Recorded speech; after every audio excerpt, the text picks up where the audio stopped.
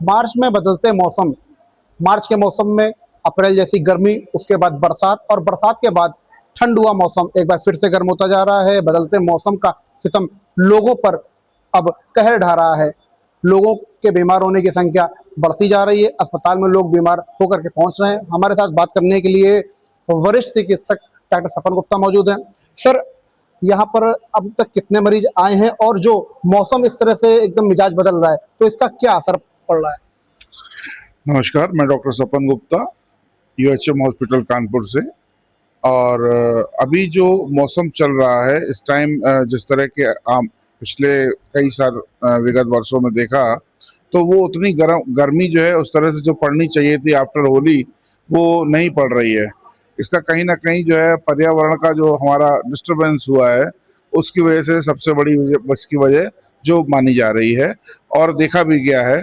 तो इस टाइम जो पेशेंट्स लापरवाही जहाँ पे हो रही है, जैसे आप अगर ज़्यादा ठंडा पानी ले रहे हैं या फिर आप जो है पता लगा कि गर्मी में निकले जा रहे हैं तो अत्यधिक धूप की वजह से कहीं डिहाइड्रेशन हो जा रहा है, लूज मोशन, डायरिया पेशेंट हो जा रहा है। और बाहर जिस तरह से गर्मी जब जिस दिन पड़ती है तो फिर बाहर जो कटे फल वगैरह हैं इन सब में आदमी बाहर खाना पीना अपना रखता है, तो वो सब के ऊपर ध्यान रखने की ज़रूरत है। खान पान अपना सही रखें और गर्मी के हिसाब से डिहाइड्रेशन को अपना मैनेज रखें। और सबसे बड़ी बात है कि बाहर का जो कटा या फिर तला चिकना ज़्यादा है वो भोजन न खाकर सुपाच्य भोजन खाएं ताकि आप बीमार ना पड़ें। कौन सी बीमारी सबसे ज्यादा सामने आ रही हैं और कौन से ऐसे पेशेंट हैं जिनको ज्यादा खतरा है?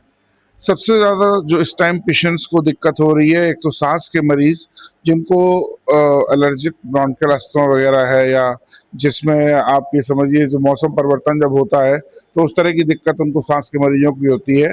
और दूसरा सबसे पेट के पेशेंट जिनको dehydration, diarrhoea, loose motion, vomiting, ये सब चीज़ें। तो आजकल सांस के पेशेंट और हमारे पेट की दिक्कत के साथ पेशेंट बहुत सारे हमारे ओपीडी में आते हैं और भर्ती भी रहते हैं। और इस तरह से उनके बचाव के लिए आपके माध्यम से बस यही कहूँगा, सुचारू रूप से जो बताया उसको नियमित करें। प्रिकॉशन और भी प्रिकॉशन क्या हो सकते हैं? किस तरह से लोग बिल्कुल सही रहेंगे, क्योंकि बच्चे नहीं मानते हैं और बच्चों को कहीं ना कहीं समस्या होती है। बच्चों को विशेषकर उनके अभिभावकों से ये निवेदन है कि उनको जहाँ तक प्रयास है, जैसे नाउअडेज बच्चे बाहर की आइसक्रीम खाने के लिए जिद करते हैं या आउटिंग के लिए जिद करते हैं, तो प्रयास करें कि अभी जो है थोड़ा रुक जाएं। जब प्रॉपर गर्मी जहाँ पे हमारा 30 डिग्री 35 डिग्री टेम्परेचर जाता तो वो आज हमारा 30-35 ना जाकर रात में देखिए, परसों की रात +3 था, +3 डिग्री था। अब मार्च में कैन यू इमेजिन कि 3 डिग्री सेल्सियस भी हो सकता है रात में, जो इस कानपुर की सबसे सर्द रात कई बहुत सारे सालों में रही है। तो वही आपसे कहना है कि प्रॉपर अभी गर्मी का थोड़ा इंतज़ार करें। बस ये है, डिहाइड्रेटेड रहें, अपने खान पान का ध्यान रखें और बाहर की चीज़ों का अवॉइड करें, तो आपका पेट की समस्या सही रहेगी।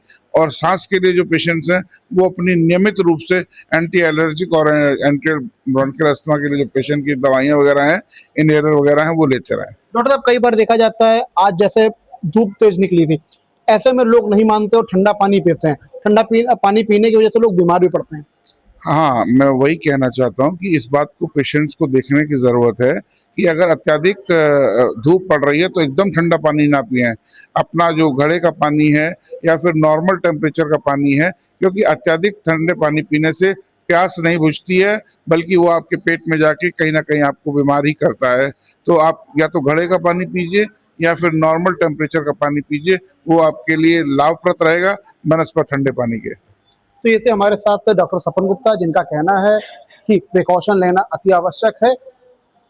गर्मी इतनी ज्यादा नहीं पड़ रही है, मौसम चेंज हो रहा है, ठंडा पानी ना पिए, बच्चे आइसक्रीम से दूर रहें। तो कई वो प्रिकॉशन डॉक्टर साहब ने बताए जिनसे हम बच सकते हैं और बीमारी से कहीं ना कहीं हमको छुटकारा मिल सकता है।